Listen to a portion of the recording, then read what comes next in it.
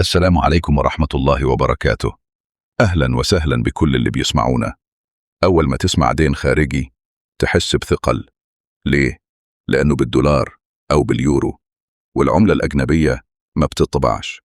الدين الخارجي يعني الدولة عليها التزام لجهات برا البلد، مؤسسات دولية، حكومات، مستثمرين دوليين. الخطر هنا اسمه خطر سعر الصرف. يعني لو الجنيه ضعف، نفس الدين بالدولار يبقى أغلى لما يتحسب بالجنيه. تفتكر إن الدين ثابت، بس الفاتورة بتتحرك مع سعر الصرف.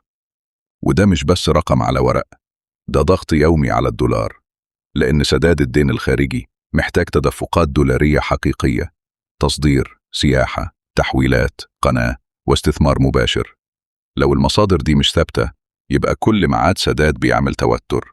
الطلب على الدولار يعلى، الاحتياطي يتضغط، والثقة تهتز. وساعتها أي إشاعة أو أي قلق في السوق ممكن يسرع الضعف في العملة، والضعف ده يرجع يزود الفاتورة تاني. يعني الموضوع حلقة: ضعف في الجنيه، فاتورة أكبر، دولار أقل، توتر أعلى. عشان كده الدين الخارجي مش فايدة أقل وخلاص، هو التزام بعملة صعبة لازم تجيبها كل مرة وفي وقتها. خلي عينك على 3 حاجات: اتجاه سعر الصرف، مستوى الاحتياطي، وأخبار التدفقات الدولارية، سياحة وتحويلات وتصدير.